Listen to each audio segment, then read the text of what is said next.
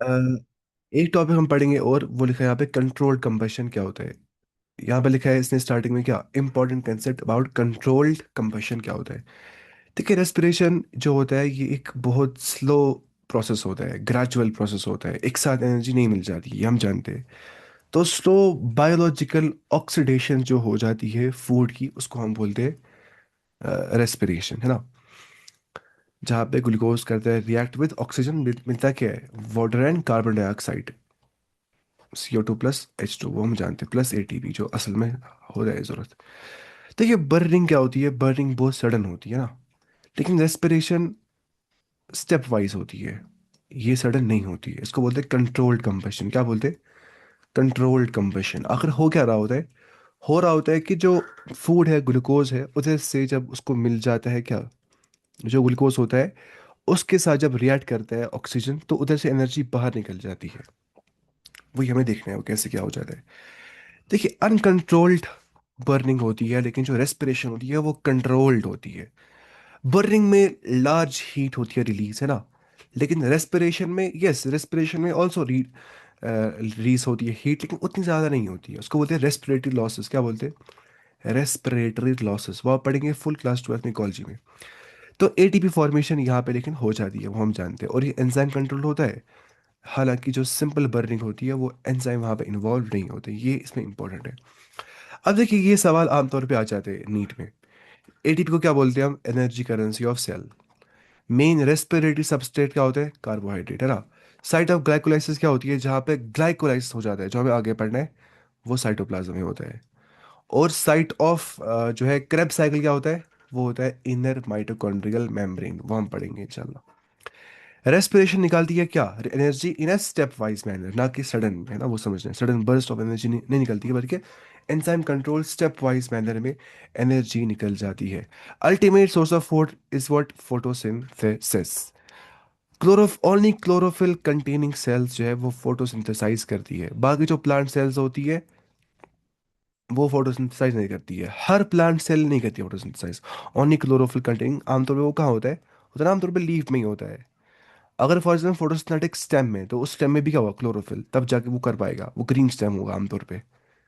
तो वैसे होता है, वरना आमतौर पे लीव्स में होती है मेसोफिल सेल्स, जहाँ पे होती है फोटोसिंथेसिस उनके क्लोरोप्लास्ट के अंदर, मोर प्रिसाइसली क्लोरोप्लास्ट।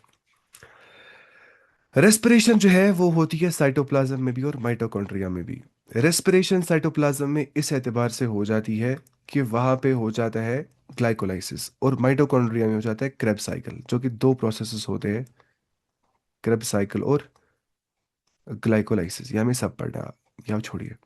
तो समरी हमने ये देखी कि लाइट से जो ग्लूकोज जो लाइट बढ़ता है कहाँ पे, जो जिस लाइट से बन जाता है ग्लूकोज, उसी रेस्ट वो फोटोसिंथेसिस में होता है, तो उसी ग्लूकोज से बनता है ATP, ये होता है रेस्पिरेशन में। तो ATP को फिर मुख्तलिफ लाइफ एक्टिविटीज़ की ओर इस्तेमाल कर दिया जाता है। फोटोसिंथेसिस करते हैं, स्टोर्स होते हैं एनर्जी को इन ग्लूकोज, और रेस्पिरेशन करती है वही रिलीज एनर्जी जो आती है सन से असल में ग्लूकोज के अंदर, और करती है स्टोर्स को in the form of ATP, ताकि वो बन जाए energy currency of cell. Cell उसको हासिल कर सकते हैं, वो डायरेक्ट एनर्जी हासिल नहीं कर पाते। तो इन शॉर्ट, अगर आप बहुत प्रिसाइज समझेगा इस चीज़ को, तो photosynthesis is nothing but energy trapping, and respiration is nothing but energy releasing. तो बाकी ये रिवीजन है जो हम करेंगे एक लाइन में। वो हो गया, रेस्पिरेशन होती है oxygen of food, ATP energy currency, glycolysis होता है साइटोप्लाज्म में, माइटोकॉन्ड्रिया को बोलते हैं power house of the cell, क्योंकि वहाँ पे क्या होती है? रेस्पिरेशन, क्रेब साइकिल वहाँ पे ही होता है। फूड एनर्जी होती है release step wise, Aahista Aahista enzyme control processes के अंदर, वरना सेल्स बर्न आउट हो जाएंगी, जल जाएंगी अगर एक साथ सारी एनर्जी रिलीज कर देगा plant. All life energy ultimately कहाँ से आती है? फोटोसिंथेसिस से ही। ग्लूकोज जो होता है वो मेन रेस्पिरेटरी सबस्ट्रेट होता है जिसपे एक्ट करते हैं ऑक्सीजन। अब चलते हैं NCERT की ओर, अब वो समझ आएगी अच्छे से। ये आप देख पा रहे हैं NCERT? नहीं, आप नहीं देख पा रहे होंगे, इसको पहले करना है वापस शेयर स्क्रीन। ये देखिए, ये हम पढ़ेंगे अब तेज तेज में, क्या भी आसान है। देखिए all of us breathe to live, है कि नहीं? बिल्कुल। But why is breathing so essential in life, to life? What happens when we breathe? Also, to all living organisms, including plants, microbes, breathe? If so, then how they all breathe? तो हम देखते हैं वही। All living organisms need energy for carrying out daily life activities के लिए energy चाहिए होती है, चाहे एब्जॉर्प्शन होगा, ट्रांसपोर्टेशन होगा, मूवमेंट, रिप्रोडक्शन और even just simple breathing, we need energy for that. लेकिन एनर्जी आती कहाँ से, सवाल पैदा होता है। तो हमें पता है कि एनर्जी आ जाती है फूड से जो हम खाते हैं। लेकिन इस फूड से एनर्जी निकाली कैसे जाती है, अखद कैसे हम करते हैं, how it is taken from it, how is this energy utilised, इस्तेमाल कैसे होती है। क्या सारे फूड देते हैं सेम अमाउंट ऑफ एनर्जी? क्या प्लांट्स खाते हैं? क्या plants get the energy from, कहाँ से मिल रहे फ्रॉम सन, वो हम जानते हैं। एंड ऑल, क्या micro organisms for the energy requirement, क्या वो खाना खाते हैं? वो सब हमें देखना है, वो हम जानते भी है थोड़ा थोड़ा, बायोलॉजिकल क्लासिफिकेशन पढ़ा था हमने। तो आप ये वंडर कर सकते हो कि at several questions raise above, they may seem to be very disconnected, but in reality the process of breathing is very much connected to the process of release of energy from fluid, basically, because that is not just simple breathing, that's called as respiration, in which there is biochemical process, not simple breathing, not the physical, not just merely the physical process, it's biochemical process or the respiration where energy is released from the food. Let's try to understand how this happens. All the energy required for life process obtained by क्या, by oxidation of some macromolecules. असल energy तब मिल जाती है जब oxygen react करता है with some macromolecules, be it glucose or sometimes there can be respiratory substrate, other can be used, protein can be used or fat can be used, but in some special cases, most common case is glucose acts as the basic respiratory substrate in which oxidation happens, that we call food. Green plants and cyanobacteria जो होते हैं, what is cyanobacteria? Blue green algae जिसको हम बोलते हैं, BLA, blue green algae, जो कि एक बैक्टीरिया होता है लेकिन उसको एल्गी का नाम पड़ जाता है क्योंकि वो खुद कहते हैं फोटोसिंथेसाइज। एल्गी क्या होता है, प्लांट है ना। तो it acts like a plant, cyanobacteria is a bacteria that is autotrophic, अपना खाना खुद बनाता है, can prepare their own food by the process of photosynthesis. They trap light energy and convert it into what? Chemical energy that is stored in the bonds of carbohydrates में ही वो store होती है, glucose में, sucrose के bond में, starch के bond में।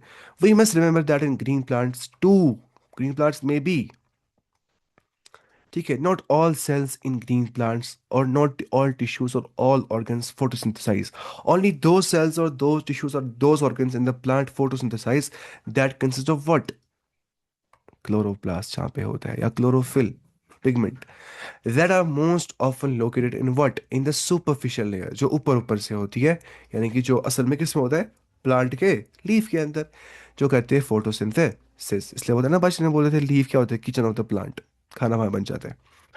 Hence, even in green plants, all the other organs, जो tissues and cells that are non-green, जो green नहीं होते, उनको food चाहिए होता है for oxidation। हम तो अपना खाना खुद बनाते हैं, तो उस तक फूड को ट्रांसलोकेट करना पड़ता है, वहां तक लेना पड़ता है, ले जाओ फूड। तो उसी ट्रांसलोकेशन को जो ऑल नॉन ग्रीन प्लांट्स तक ले जाते हैं, वो होता है बाय फ्लोएम, है ना, वो जानते हैं आप, वेस्कुलर बंडल का फ्लोएम। तो एनिमल्स होते हैं हेटरोट्रॉफिक, वो डिपेंड करते हैं on others for their food, they obtain food from plants है। बाकी डायरेक्टली हर्बीवोर से वो कर सकते हैं ना, वो हमने देखा था, या इनडायरेक्टली कार्निवोर से वो ले सकते हैं, वो पता है आपको। अब सेप्रोफाइट्स जो डेड डिकेइंग मैटर पे पलते हैं, जैसे फंजाई की एग्जांपल आती है, वो क्या करते हैं, वो डिपेंड होते हैं डेड एंड डिकेइंग मैटर के ऊपर। तो what's important to recognise here is that ultimately all the food जो आता है, दैट इज रेस्पायर्ड, जो उसको रेस्पायर करके ऑक्सीडाइज करके राइस प्रोसेस हो जाता है, वो फोटोसिंथेसिस से ही हो जाता है। अगर फोटोसिंथेसिस नहीं हो तो प्लांट नहीं उग जाएगा, अगर प्लांट नहीं होगा हर्बीवोर नहीं बचेगा, तो कार्निवोर भी नहीं बचेगा, उसके बाद सेप्रोफाइट भी नहीं बचेगा। तो सारी एनर्जी कहाँ से आती है, प्लांट से, उसको कहाँ से आती है, सन से। कितने सारी आती है, फिर वो कितना आता है, 10% चला देना, वो आगे 10%, 10%, 10%, लिंडमैन के अकॉर्डिंग 10% आगे आगे चल रहा होता है। This chapter deals with cellular respiration, जो सेल के अंदर हो जाती है, ठीक है, और the mechanism of break down of food material कैसे हो जाता है एक सेल के अंदर, ताकि वहां से एनर्जी बाहर निकल सके और वो ट्रैप कर सके इस एनर्जी को, ताकि सिंथेसिस हो सके ATP की, फिर ATP के बॉन्ड के अंदर फॉस्फेट बॉन्ड में एनर्जी छुप जाएगी। फिर ATP जो टूट जाता है इंटू ADP यानी फॉस्फेट, है ना, जब टूटता है ATP into what, ADP, adenosine diphosphate and inorganic phosphate, तो उस मौके पे निकल जाती है वहां से प्लस एनर्जी, या प्लस एनर्जी। तो 10 से पढ़ रहे हैं आप ये सब कुछ। अब photosynthesis of course takes place within कहाँ पे, क्लोरोप्लास्ट के अंदर, जाहिर सी बात है, इन द यूकैरियोट्स के अंदर, वेल डिफाइंड जहाँ पर न्यूक्लियस होता है, मेम्ब्रेन बाउंड ऑर्गेनेल्स होती है। लेकिन जो break down of complex molecules होनी होती है ताकि एनर्जी को हम हासिल कर सके, वो हो जाती है साइटोप्लाज्म के अंदर और माइटोकॉन्ड्रिया के अंदर। मतलब रेस्पिरेशन क्या होती है, साइटोप्लाज्म के अंदर और माइटोकॉन्ड्रिया के अंदर।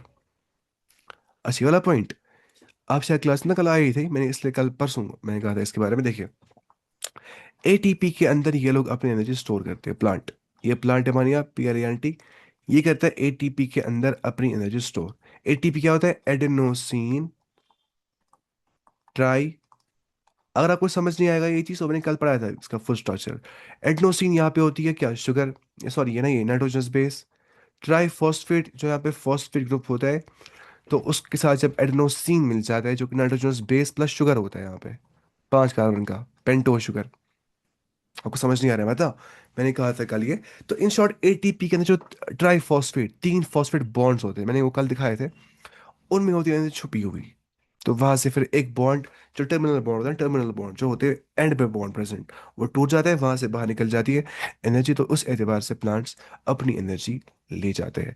लेकिन हम चाहते हैं साइटोप्लाज्म में होता है और माइटोकॉन्ड्रिया में हो जाता है क्या, रेस्पिरेशन, यूकैरियोट्स के अंदर, ठीक है। कि असल में जो कार्बन कार्बन बॉन्ड होता है ना, कॉम्प्लेक्स कंपाउंड्स का, वो ऑक्सीडेशन से टूट जाता है जब मिलता है ना ग्लूकोज प्लस ऑक्सीजन सेल्स के अंदर। तो उससे होती है release of considerable amount of energy, अच्छी खासी। उसी को हम बोलते हैं रेस्पिरेशन। तो कंपाउंड जो होते हैं ऑक्सीडाइज होते हैं, रिएक्ट करते हैं विद ऑक्सीजन, उस प्रोसेस को बोलते हैं, इस प्रोसेस के अंदर उस उनको बोलते हैं रेस्पिरेटरी सबस्ट्रेट।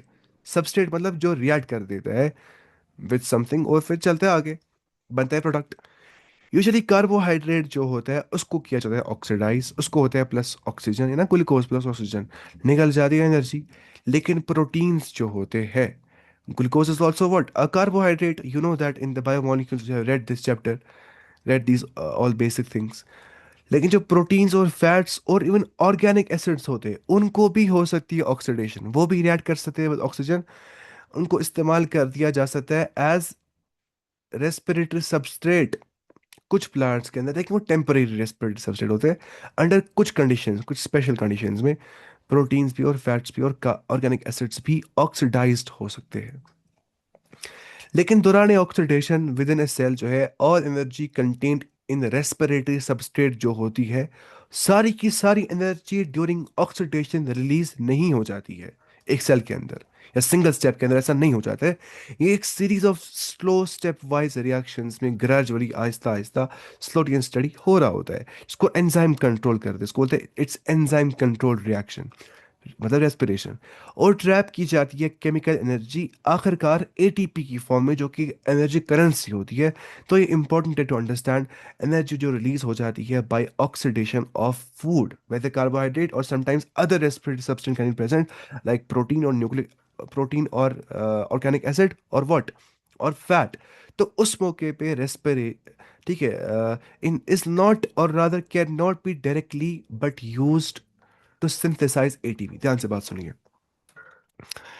जो एनर्जी होती है ना release by oxidation in respiration, उसको डायरेक्टली यूज नहीं कर दिया जा सकता है। तो डायरेक्टली अगर हम एनर्जी को यूज नहीं कर पा रहे, जो निकलती है बॉन्ड एनर्जी जो कार्बन कार्बन बॉन्ड में होती है इन द फूड, या हम बोलेंगे more precisely in the glucose, in presence of oxygen, जब यहाँ पे होती है ऑक्सीडेशन, तो जो एनर्जी है वो सही से निकल जाती है, लेकिन उसको डायरेक्टली यूटिलाइज नहीं कर पाते बाकी सारे लाइफ प्रोसेस होने के लिए, वेदर मूवमेंट है, रिप्रोडक्शन है, ग्रोथ है, डेवलपमेंट है, सेल डिवीजन है, या बाकी बाकी प्रोसेस जो है। तो इसीलिए इस एनर्जी को कन्वर्ट कर दिया जाता है इनटू एटीपी, पहले स्टोर कर दिया जाता है in the form of ATP, क्योंकि एटीपी को यूज कर सकती है सेल। तो क्योंकि सेल में एटीपी होता है, वो पता है एटीपी क्या होता है असल में, ATP is a nucleotide basically. अच्छा, एटीपी, अच्छा ये, which is broken down and whenever energy needs to be utilised, तब उसको ब्रोकन डाउन कर दिया जाता है एटीपी को into ADP and inorganic phosphate, तो वहां से निकल जाती है एनर्जी। हेंस एटीपी ऐड करता है इसीलिए as energy currency of cell. Direct energy देखिए, मिसाल के तौर पे मैं आपको मिसाल दूंगा। मैं जाऊंगा दुकानदार के पास, उसको कहूंगा रट्स या हाइलाइटर इन बदले में 5 रुपये में इरेजर चित्रहारी मोहर पेन। मैं मिसाल दे रहा हूँ, मैं इसको दे रहा हूँ हाइलाइटर 20 का, वो दे रहा है 5 का इरेजर, देगा वो? देख सकता है? नहीं भी देख सकता है, क्योंकि ये उतनी मारूफ चीज नहीं है। अगर मैं पैसे लाऊंगा 5 रुपए दूंगा उसको, लीजिए 5 रुपए, देगा सीधे मुझे, है ना, डायरेक्टली देगा वो। तो इसी को बोलते हैं एटीपी ऐड करता है एज एनर्जी करेंसी, क्योंकि एटीपी को ही समझता है सेल। हाँ एटीपी आ गया, अब हम एनर्जी अपनी दे सकते हैं। हम एटीपी को तोड़ेंगे into ADP and inorganic phosphate, ये मसला है। तो इसी एनर्जी को ट्रैप कर दिया जाता है एटीपी के लिए, और उसको इस्तेमाल कर दिया जाता है बहुत सारे एनर्जी रिक्वायरिंग प्रोसेसेस के लिए। और जो हमने कहा था कार्बन स्केलेटन जो बन जाता है रेस्पिरेशन के दौरान, जो कार्बन स्केलेटन बन सकता है, वो हमने कहा था नोट्स में परसों। तो उसको इस्तेमाल कर दिया जाता है एज प्रिकर्सर। प्रिकर्सर मतलब जो पहले होता है फिर बाद में कुछ और बन जाता है। फॉर एग्जाम्पल मिसाल क्या दूंगा मैं आपको, मिसाल के तौर पे प्रिकर्सर का मतलब होता है जो पहले ऐसा होगा उसको फिर बाद में होती है डेवलपमेंट, होता है वो चेंज। ठीक है, मेरा प्रिकर्सर कौन है? मेरा बच्चा जो मैं था एक टाइम पे, आज मैं बड़ा हो गया, वो था मेरा प्रिकर्सर, मिसाल ऐसे मानिए आप। तो जो कार्बन स्केलेटन होता है जो बन जाता है ड्यूरिंग रेस्पिरेशन, उसको इस्तेमाल कर दिया जाता है एज प्रिकर्सर, कि उससे ही बाद में हेल्प मिल जाती है बायोसिंथेसिस करने के लिए, बनाने के लिए बाकी मॉलिक्यूल्स, चाहे न्यूक्लिक एसिड्स होंगे प्रोटीन्स होंगे, उससे वो बन जाते हैं। वो मैंने परसों कहा था।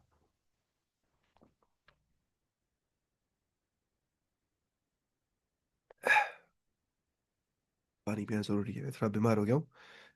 मैं लगता नहीं हूँ बीमार, बता, लेकिन मैं बहुत बीमार हूँ। हाँ। अच्छा, फिर हम यहाँ पे थे। डू प्लांट्स ब्रीथ, यहाँ पे थे हम, 1 मिनट में दिखाता हूँ आपको। डू प्लांट्स ब्रीथ, ये देखिए, अब हमें आज पढ़ना है सेकंड टॉपिक, क्या प्लांट्स ब्रीथ करते थे?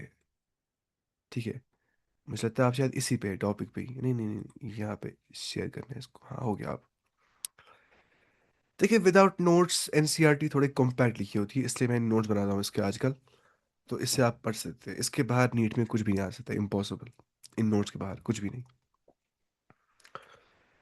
क्या प्लांट्स रिस्पायर करते हैं? ये एब्सोल्युटली प्लांट्स रिस्पायर करते हैं। वो ऑक्सीजन लेते हैं, वो कार्बन डाइऑक्साइड निकाल देते हैं, है ना। यानी कि ग्लूकोज या बोलेंगे food plus oxygen gives carbon dioxide plus water, it's called as aspiration, हम जानते हैं। लेकिन जस्ट लाइक एनिमल्स, देखिए प्लांट्स भी रेस्पायर करते हैं। हमें लगता है ना खाली प्लांट फोटोसिंथेसिस करते हैं, चैप्टर क्या है, रेस्पिरेशन ऑन प्लांट। प्लांट भी लेते हैं ऑक्सीजन, मुझे ऑक्सीजन दो, मैं प्लांट हूं, मैं देता भी हूँ लेकिन लेता भी हूँ ऑक्सीजन। प्लांट ऑक्सीजन लेता भी है, लेकिन रेस्पिरेशन पता कब हो जाती है? ये होती है शाम को, नाइट के टाइम पे ज्यादा हो जाती है। नाइट के टाइम पे रेस्पिरेशन गालिब होती है, ज्यादा हो जाती है, ठीक है, ये बात रखनी है याद। लेकिन जो फोटोसिंथेसिस होता है वो सिर्फ और सिर्फ कब होता है? डे के अंदर। क्यों डे के अंदर? बिकॉज फोटोसिंथेसिस लाइट पे डिपेंड करता है, लाइट होगी तो करेंगे क्या, तो दिन में हो जाता है। लेकिन जो रेस्पिरेशन होता है वो दिन रात हो रहा होता है, लेकिन रात में वो ज्यादा हो जाता है। वो निकाल सकता है ऑक्सीजन बहुत ज्यादा, ले सकते हैं ऑक्सीजन उस टाइम पे। Just like animals plants respiration करते हैं, मगर वो मच स्लोअर होती है, उतना मतलब वो करेंगे, उनके पास ऑलरेडी होता ही ऑक्सीजन, तो उतना वो नहीं करते जितना एनिमल्स, हम खतरनाक रेस्पिरेशन बहुत रेस्पायर हम करते हैं। Why plants do not need respiratory organs? Animals के पास जैसे लंग्स होती है, गिल्स होती है, और ट्रेकिया होता है ना, विंड पाइप जैसे हमें होती है, हमारे पास ट्रेकिया भी होता है और लंग्स भी होते हैं। इंसेक्ट्स के पास ट्रेकिया, ट्रेकियल सिस्टम होता है, सिर्फ पाइप है, पाइप है, पाइप है। गिल्स क्या होती है? फिश वगैरह में, एम्फीबियंस में। तो प्लांट्स के पास ऐसा स्पेशलाइज रेस्पिरेटरी ऑर्गन होता नहीं है, क्यों? क्योंकि प्लांट्स की ऑक्सीजन डिमांड लो होती है। अब देखिए हम स्ट्रक्चर कैसे इस्तेमाल करता है गैस एक्सचेंज के प्लांट, देखिए प्लांट मेनली कहता है यूज स्टोमेटा को, जो कहाँ होते हैं, लीव्स के अंदर। उससे क्या होता है? Exchange of gases. और साथ में जो प्लांट है वो लेंटिसल्स को इस्तेमाल कर सकता है। लेंटिसल्स वुडी स्टेम्स के अंदर मानिए आप छेद जैसे होते हैं, और उनसे हो जाती है एक्सचेंज ऑफ गैसेस, वो आप देख सकते हैं ना खुद गूगल से। वरना मैं कहता यहाँ पे कॉपी इमेज, लेकिन टाइम लग जाएगा, वो आसान है। लेंटिसल्स वुडी स्टेम होते हैं ना, उसके ऊपर कुछ छेद जैसे होते हैं लेंटिसल्स, उधर से हो सकती है एक्सचेंज ऑफ गैसेस। या जो लीफ के ऊपर होते हैं छोटे छोटे पोर्स, टोमेटा, उधर से होती है एक्सचेंज ऑफ गैसेस। अब स्टोमेटा क्या होता है? वो कुछ नहीं होता है, बस टाइनी पोर होता है जो कि लीफ के एपिडर्मिस, अपर लेयर में प्रेजेंट होता है ना, वो दिखा था हमने स्ट्रक्चर में, एपिडर्मिस में कैसे होता है ऊपर से वो छेद जैसा कुछ। जब हम पढ़ रहे थे फिजियो। अब समझ आ रहा है आपको क्यों इंपॉर्टेंट है स्टार्टिंग से पढ़ना एनसीईआरटी के अकॉर्डिंग? इसीलिए क्योंकि पता होती है एपिडर्मिस क्या है वो सब। गार्ड सेल्स कहते हैं रेगुलेट ओपनिंग और क्लोजिंग को। गार्ड सेल्स बोलते हैं स्टोमेटा बंद हो जाओ, खुला हो जाओ, वो ऐसे होते हैं ना गार्ड सेल साइड साइड से। और होती है सब्सिडरी सेल्स। तो आखिरकार स्टोमेटा करता है क्या, उसमें ऑक्सीजन घुस जाता है अंदर, अंदर घुसता है ऑक्सीजन, बाहर निकलता है कार्बन डाइऑक्साइड। तो इस एतबार से वहां पे ट्रांसपिरेशन भी वहीं पे हो जाती है स्टोमेटा से। ट्रांसपिरेशन का मतलब होता है वाटर को बाहर निकाल देना बाय इवेपोरेशन। देखिए प्लांट के अंदर वाटर होता है ना, वो निकालता है रूट से वाटर। मैं प्लांट, मेरे अंदर बहुत सारा पानी है, ठीक है, मैं पानी चूस रहा हूँ अपने रूट से। अब गर्मी बहुत खतरनाक है, अब क्या हो जाएगा? गर्मी से क्या होता है ना, इवेपोरेशन। मेरे अंदर से पानी बाहर निकलता है, वो क्या होता है? स्वेटिंग। हमें क्या होती है? स्वेटिंग। आप पानी प्लांट की जो स्वेटिंग होती है ना, वो ट्रांसपिरेशन होता है। ऐसे उड़ जाता है पानी। अब पानी को उड़ाने के लिए जैसे हमें क्या होते हैं, पोर्स वहां से करते हैं, हमारा ही बंद कर सकते हैं, लेकिन प्लांट बंद कर सकते हैं। प्लांट कभी स्टोमेटा ही बंद कर देते हैं जब उसको लगता है कि खतरनाक पानी लॉस हो सकता है, वो कहते हैं स्टोमेटा ही बंद। जैसे कहाँ पे होता है? C3 प्लांट में जो मसला हो जाता है। तो इसको बोलते हैं ट्रांसपिरेशन, वो भी हम पढ़ने आगे चैप्टर्स में प्लांट फिजियोलॉजी में। और जो लेंटिसल्स होती है वो क्या होती है? स्मॉल ओपनिंग वो भी होती है जो वुडी स्टेम में होता है, तो उससे भी क्या होता है? Diffusion of gases. लेकिन इंपॉर्टेंट बात यह है कि वो हमेशा खुले हुए होते हैं, लेंटिसल्स बंद बंद नहीं हो सकते। हाँ हम जानते हैं गार्ड सेल्स जो होती है वो उनको गार्ड कर दी, कभी ओपन कभी क्लोज, तो वहां पे ऐसा होता है। लेकिन लेंटिसल्स में ऐसा वैसा नहीं होता है, वो बंद है तो वो खुले हैं तो खुले ही रहते हैं, वहाँ गार्ड सेल्स नहीं होती है। ये मसला बेचारों को होता है, क्या करेंगे वो भी। अच्छा प्लांट्स क्या सरवाइव कर सकते हैं प्लांट विदाउट रेस्पिरेटरी ऑर्गन? कर सकते हैं, हाँ। क्यों कर सकता है? उसके तीन रीजंस एनसीईआरटी ने दिए। एनसीईआरटी ने कहा रीजन नंबर वन ये है कि each plant part handles its own gas exchange. बहुत लिटिल ट्रांसपोर्ट ऑफ गैस होती है from one part to another part. क्योंकि क्यों? लीफ एक्सचेंज अपना गैस खुद कर देता है, रूट अपना एक्सचेंज गैस खुद कर देता है, स्टेम अपना एक्सचेंज गैस खुद कर देता है। हम ऐसा होता है टांग अपना गैस खुद ही ले रही है, हाथ अपना गैस खुद ही ले, नहीं, हमें लेना पड़ रहा है। फिर सेल में जाता है आहिस्ता आहिस्ता, एल्वियोलाइज होता है, डिफ्यूज घुसता है ब्लड के अंदर, फिर सेल के अंदर, ब्लड से पूछता है पूरी हर एक सेल टिश्यू तक, है ना, वो हमें देखना है अच्छे से आगे एनिमल फिजियोलॉजी में। लेकिन यहाँ क्या मसला होता है एनिमल्स में? प्लांट में क्या होता है? ऑक्सीजन ट्रांसपोर्ट कर दिया जाता है थ्रू ब्लड हमारे एनिमल्स के अंदर, अनलाइक एनिमल्स। इसके बरक्स एनिमल्स में ऐसा नहीं होता ना, ऐसा नहीं होता है, ऐसा होता है कि plants do not need such system. Plant को जरूरत नहीं होती क्योंकि वहां पे इंडिविजुअल पार्ट हर कोई अपना अपना रेस्पिरेशन कर रहा होता है। लीफ अपना एक्सचेंज करता है खुद ही, रूट करते हैं अपना एक्सचेंज, ठीक है, स्टेम करते हैं अपना एक्सचेंज लेंटिसल से, वहां से स्टोमेटा से, तो ऐसा हो जाता है उनका। रीजन नंबर दो है कि प्लांट की लो मेटाबॉलिक रेट होती है, उनकी उतनी ज्यादा ऑक्सीजन रिक्वायरमेंट नहीं होती है, कार्बन डाइऑक्साइड प्रोडक्शन भी उनकी लो होती है, वो कार्बन डाइऑक्साइड कम देते हैं, लेते ज्यादा है ना, वो कार्बन डाइऑक्साइड लेते ज्यादा है, देते क्या है? कम। और वो ऑक्सीजन भी क्या लेते हैं? कम। ऑक्सीजन वो कम ही लेते हैं ना। तो इसी एतबार से प्लांट रेस्पायर करते हैं मच स्लोअर देन एनिमल्स, है ना। अच्छा most plant cells are close to air, तीसरा जो मतलब रीजन है ना, living cells are near surface. जो लिविंग सेल्स होती है वो सरफेस पे होती है, तो डिफ्यूजन डिस्टेंस बहुत कम होती है, डिफ्यूजन डिस्टेंस उतनी ज़्यादा नहीं होती क्योंकि प्लांट्स कहाँ पे होते हैं? प्लांट सेल्स आमतौर पे कहाँ होते हैं ना, हवा में ही होती है, तो वहाँ पे हो जाती है इस आसानी से डिफ्यूजन। तो इसी वजह से उनको नहीं ज़रूरत पड़ता है कोई रेस्पिरेटरी ऑर्गन उनमें, लंग मंग होनी चाहिए, उनको आसानी से मिल जाता है। तो ये तीन रीजन एनसीईआरटी ने दिए हैं, वो हम पढ़ेंगे ना अभी। अब एक कंसेप्ट समझना है कि how do thick stems gate oxygen. सवाल ये पैदा होता है थिक स्टेम्स में ऑक्सीजन कैसे पहुंच जाता है? अगर आप ऊपर देखेंगे ना, यहाँ पे देखिए आप, बॉडी स्टेम में क्या होता है? लेंटिसल्स बॉडी स्टेम्स के अंदर, स्मॉल ओपनिंग है लेंटिसल्स। अब सवाल पैदा हो जाता है कि जो थिक सेल्स होती है, थिक स्टेम्स होती है, उनमें ऑक्सीजन कैसे मिल जाता है? देखिए outer thin layer, only outer thin layer होती है ना प्लांट की, स्टेम की, वो लिविंग होती है। इनर पार्ट जो स्टेम का होता है ना, वो हम पढ़ेंगे अच्छे से, शायद वो लिखा नहीं है आपको एनसीईआरटी ने। आपके ना एनसीईआरटी डिलीट बहुत किए, इनसे निकाला है सब कुछ सिलेबस से बाहर, बारह वहाँ पढ़ दे। तो जो इनर पार्ट होता है ना मतलब स्टेम का, अगर आप काटेंगे भी स्टेम देखेंगे अंदर से कुछ रिंग जैसे बन गई होती है, उससे एज भी देख देख पाते हैं। तो इनर पार्ट में डेड सेल्स होती है आमतौर पे, ठीक है, और मैकेनिकल टिश्यू वहाँ पे होता है। तो वुडी स्टेम्स में इसलिए क्या होता है, लेंटिसल्स। तो ऑक्सीजन स्टिल डिफ्यूज है because of what, because of lenticels, ये हो जाता है, बात समझनी है। अच्छा, पेरेन्काइमा जो होता है ना इसके अंदर जो हेल्प करता है इन फोटोसिंथेसिस, पेरेन्काइमा उसको बोलते हैं, जो पढ़ा था हमने। और एयर स्पेसेस जो होती है प्लांट के अंदर, लूजली पैक्ड होता है पेरेन्काइमा सेल्स, उनमें ज़्यादा गैप नहीं होती है। उनमें ज़्यादा गैप होती है, गैप क्या होती है उनमें ज़्यादा, देन लूजली पैक्ड। तो उसी गैप से क्या बन जाता है, बीच में इंटरकनेक्टेड एयर स्पेस बन जाती है। तो उसी से क्या होता है, मूवमेंट ऑफ गैस आसान हो जाती है, ठीक है। लीफ में, स्टेम में, रूट में जो पेरेन्काइमा होता है, parenchyma is nothing but a tissue जहाँ पे सेल्स होती है दूर दूर, बीच में होती है इंटरकनेक्टेड स्पेस। तो उसकी वजह से जो ऑक्सीजन होता है वो अच्छे से आगे आगे चल पाता है, या कार्बन डाइऑक्साइड भी अच्छे से चल पाता है। इजी मूवमेंट ऑफ गैसेस यहाँ पे हो जाती है because of parenchyma. Oxygen during photosynthesis, ये समझना है, दौरान फोटोसिंथेसिस ऑक्सीजन प्रोड्यूस होता है सेल्स के अंदर, है ना। फोटोसिंथेसिस मतलब सेल बनाती है खाने को, बनाती है ऑक्सीजन को, है ना। CO2 और वाटर से, पता है ना आपको वो चीज़, कि जो inorganic substances, for example carbon dioxide plus water होता है, उससे organic C6H12O6 glucose plus 6O2 बन जाता है। यहाँ पे 6, यहाँ पे 6 है, वो उसने यहाँ पे लिखा है ना, ये देखिए आप, जो मैं आपको कहा अभी।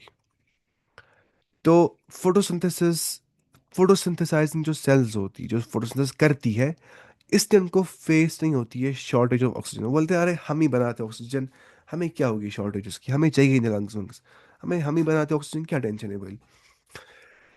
अच्छा, अब कंप्लीट कंबशन होती है ग्लूकोज की, ये रेस्पिरेशन के बारे में बात हो रही है, वो थी फोटोसिंथेसिस। देखिए फर्क करना है, कभी लगता है सेम दोनों गलती से। रेस्पिरेशन क्या होता है, इफ ग्लूकोज बर्न होता है कंप्लीटली, देखिए C6H12O6 लिखा है ना यहाँ पे, प्लस 6O2, राइट एरो यहाँ पे, ठीक है। उससे क्या बन जाएगा, food plus water gives, sorry, oxygen gives what, 6 molecules of carbon dioxide, 6 molecules of water है। इसका रिवर्स होता है एक हिसाब से, फोटोसिंथेसिस का रिवर्स का रेस्पिरेशन, और निकलती है एनर्जी बाहर, ठीक है। तो ये यहाँ पे ना, ये फोटोसिंथेसिस यहाँ पे लगता भी है ATP और निकलता भी है ATP, लेकिन रेस्पिरेशन क्या होता है, निकलता है एनर्जी।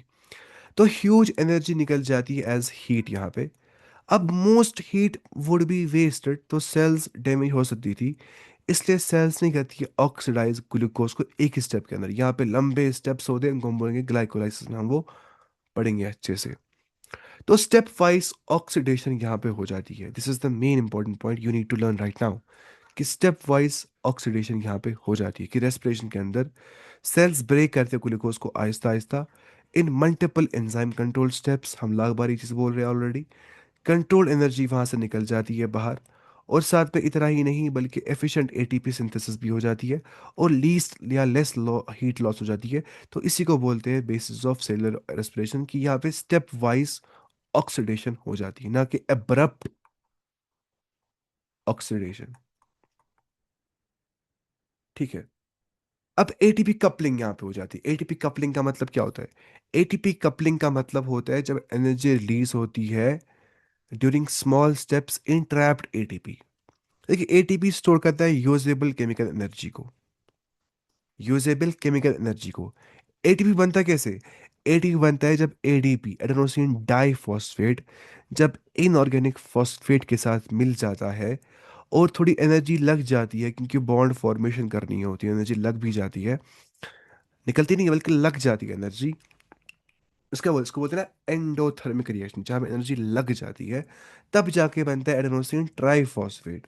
लेकिन ये भी हो सकता है इसका रिवर्स, कि ATP ही टूट रहा है ADP के अंदर और इनऑर्गेनिक फॉस्फेट के अंदर, और एनर्जी रिलीज हो रही है, इसको बोलते हैं एनर्जी लग रही है, एनर्जी रिलीज हो रही है, ऐसे। इसको बोलते हैं एक्सोथर्मिक रिएक्शन, जहाँ पे निकल जाती है थर्म यानी कि गर्मी, एक्सोथर्मिक रिएक्शन। इसको क्या बोलते हैं, इस वाली को जो नहीं यहाँ पे दी है, इसको बोलते हैं एंडोथर्मिक रिएक्शन, जहाँ पे हीट एनर्जी लग जाती है ना, है ना राइटर ऐसे। तो ये आप देख रहे हैं, ATP ही एनर्जी स्टोर कर देता है। बाद में ATP के बॉन्ड टूट सकते हैं, वो वापस ADP और इनऑर्गेनिक फॉस्फेट बन सकता है, तो एनर्जी वहां पे निकल सकती है, ठीक है।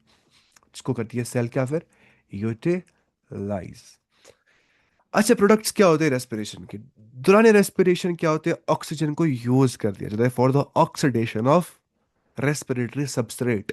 और निकलता है क्या है, कार्बन डाइऑक्साइड वाटर निकलता है, जो कि असल में फोटोसिंथेसिस में वो लग जाता है, लेकिन यहाँ पे वो निकल रहा होता है। एटीपी यहाँ बन जाता है। तो ओवरऑल रेस्पिरेशन ना, ये रेस्पिरेशन मतलब क्या होता है, जब C6H12O6 ग्लूकोज मिल जाता है with 6 molecules of what, oxygen, तो वो देता है 6 molecules of carbon dioxide plus 6 molecules of water plus ATP बाहर निकल जाता है, यहाँ पे बन जाता है एटीपी। क्या रेस्पिरेशन हो सकती है विदाउट ऑक्सीजन, सवाल पैदा हो जाता है। रेस्पिरेशन विदाउट ऑक्सीजन हो सकती है, हाँ हाँ हाँ हो सकती है। कुछ ऑर्गेनिज्म लिव करते हैं जहाँ पे ऑक्सीजन ऑक्सीजन ही नहीं होता है, अब वो कैसे रेस्पायर करेंगे, वो भी रेस्पायर करते हैं। जैसे जो डीप मड बैक्टीरिया होते हैं, मड के अंदर होते हैं बैक्टीरिया, उनको बोलते हैं डीप मड बैक्टीरिया। वहां तक बस पहुंचता है ऑक्सीजन मड तक। अगर मुझे रखेंगे मड, मुझे दम हो जाएगा ना, वहाँ ऑक्सीजन होगा ही नहीं। तो यीस्ट अंडर एनाएरोबिक कंडीशंस, यीस्ट का मतलब होता है फंजाई, यीस्ट एक फंजाई की एग्जांपल होती है, अ फंजाई, अ फंगस, छोटा फंगस, एक single celled unicellular fungus, unicellular fungus जो ये होता है कौन, यीस्ट, वो भी अंडर एन एरोबिक कंडीशंस कर देता है रेस्पिरेशन, उसको बोलते हैं एन एरोबिक रेस्पिरेशन, यानी कि विदाउट, एन मतलब क्या होता है विदाउट, या अ मतलब होता है without, without aerobic, without oxygen respiration जो हो जाती है, उसको बोलते हैं एन एरोबिक रेस्पिरेशन, जो डीप माइंड बैक्टीरिया और यीस्ट और कुछ सर्टेन पैरासाइट्स भी कर सकते हैं जहां पे ऑक्सीजन नहीं मिल जाता है। तो उन्हीं को बोलते हैं एन एरोबिक ऑर्गेनिजम्स, जो विदाउट एयर, एन मतलब विदाउट, एरोबिक मतलब विदाउट एयर या ऑक्सीजन, जो विदाउट ऑक्सीजन ऑर्गेनिजम्स होते हैं, उनमें से दो एग्जांपल्स आ जाती हैं, वो क्लासिफाई करते हैं हम into facultative and aerobes and obligate. Facultative का मतलब होता है, आपको ये लाग बार आएगी ये बात, आप देखिए इसको ऑप्शनल, इनको चॉइस होती है। Ya تشفى bakar كنا أنا سيريس अगर मिलियन की कम करे वैसा करो तो कम, वो ज्यादा जरूरत की ना सर, ना इससे ऑप्शनल, ठीक है, इसको बोलते हैं फैकल्टेटिव। अपनी चॉइस इनको होती है, ये कर भी सकते हैं ऑक्सीजन, ले सकते हैं और नहीं भी ले सकते, इनको होती है चॉइस ऑप्शनल। आजा करो एनारोबिक, आजा करो एरोबिक, अपनी मर्जी से चलते हैं, ऑप्शनल है ना। तो they can live with oxygen और विदाउट ऑक्सीजन, जैसे यीस्ट की एग्जांपल आती है, it can live with oxygen and without oxygen, दोनों चीजें। लेकिन ऑब्लिगेट एनारोब्स को चारा नहीं होता है, ऑब्लिगेट मतलब उनको ऑब्लिगेशन, को फर्ज होता है। जैसे कोई होता है फैकल्टेटिव नमाजी, जब मन करता है नमाज पढ़ता है, कभी छोड़ देता है। कोई तो ऑब्लिगेट नमाजी, वो छोड़ता नहीं है नमाज, अपने आप में फर्ज बनाता है, जो कि है भी फर्ज। तो can survive only without oxygen, अगर ऑक्सीजन है वो सर्वाइव करेगा, अगर ऑक्सीजन नहीं है वो सर्वाइव ही नहीं कर सकता है। उसी को हम बोलते हैं ऑब्लिगेट एन एरोब्स। ऑक्सीजन में, मतलब sorry, they can survive only, मैं क्या उल्टा बोल रहा हूँ, they can survive only without oxygen, है ना, एन एरोब क्या हो गया, विदाउट एयर। ऑक्सीजन नहीं होना चाहिए, तब जाके वो अच्छे से काम, अगर उनको ऑक्सीजन मिल जाएगा वो मर जाएंगे, दे विल डाई, क्योंकि ऑब्लिगेट उनके लिए फर्ज होता है कि वो एनएरोब रहे, वो ऑक्सीजन को इस्तेमाल ना करे। उसमें आती है क्लोस्ट्रीडियम बैक्टीरिया की एग्जाम्पल। क्लोस्ट्रीडियम बैक्टीरिया ऐसा बैक्टीरिया होता है, वो एनएरोबिक बैक्टीरिया होता है, वो एनएरोबिक रेस्पिरेशन करता है विदाउट ऑक्सीजन।